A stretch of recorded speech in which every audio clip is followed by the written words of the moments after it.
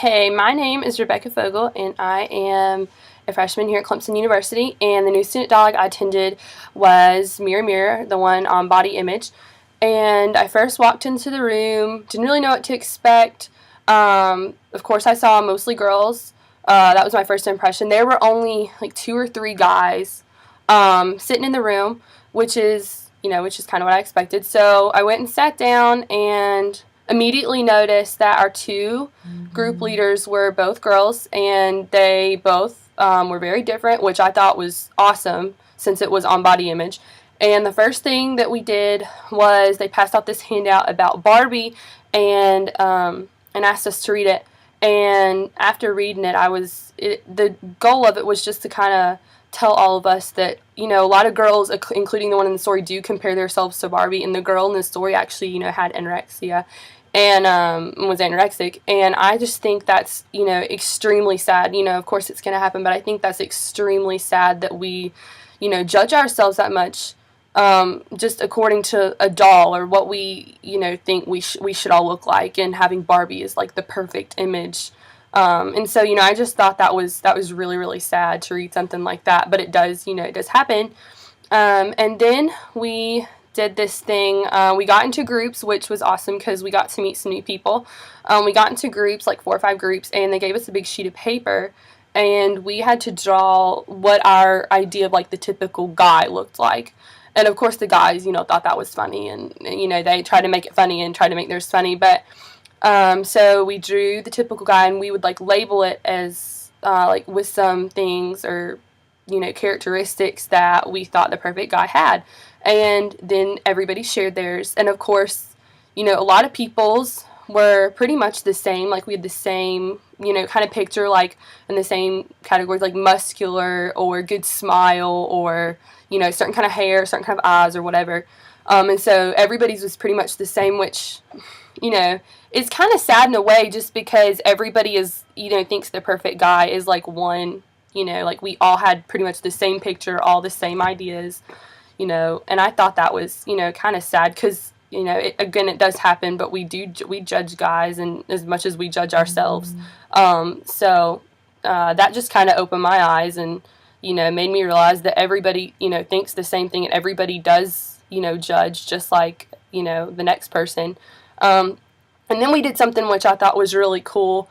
They put pictures of like celebrities or like ads, like in magazines or whoever. They put like the normal picture of them and then an edited picture up on the screen for all of us to see, and we kind of would like point out like spots where it had been edited just to make the person look better.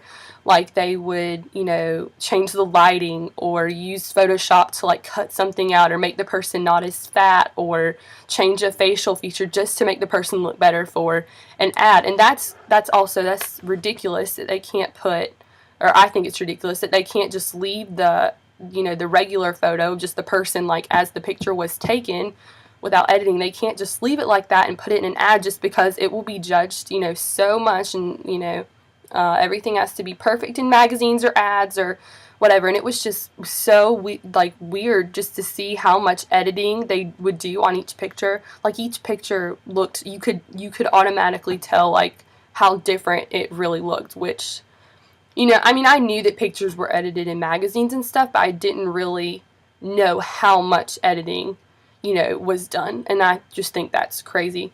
And the last thing we kind of did, which I thought was cool, was they gave us a chart of like body image and like how we were when we were like in elementary school, like what people thought of us and how we thought of ourselves, and then looking back on it. So we had like the elementary age, the middle school age, the high school age, and then present, like right now. And we filled it out, and for me, all of mine were kind of the same. I've never really, like judged myself that much or been really hard on myself. But some people, as we shared, had some really, really powerful stories that I, you don't really think about if you don't really judge yourself. So we shared that, which I thought was really cool.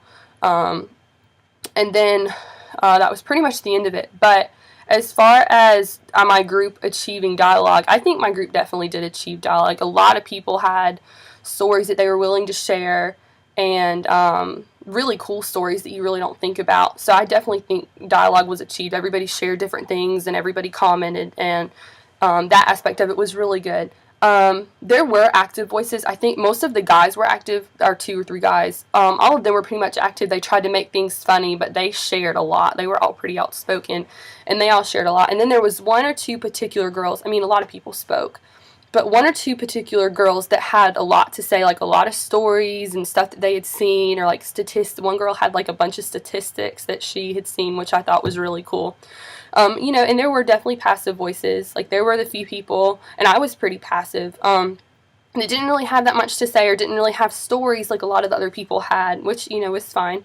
And then as far as myself, I was more passive, I feel like, just because I didn't really have I didn't have a powerful story, or, some, like, really good stuff to add. I would comment on, like, the edited photos or whatever, but I was more passive. I didn't talk a whole lot.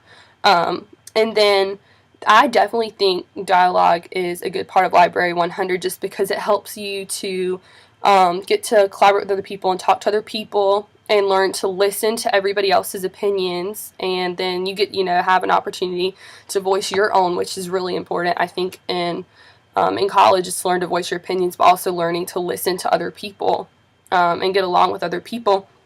And it's definitely a useful tool just for the college experience, because the whole experience allowed us to meet new people, go in a room you didn't know the people you were with.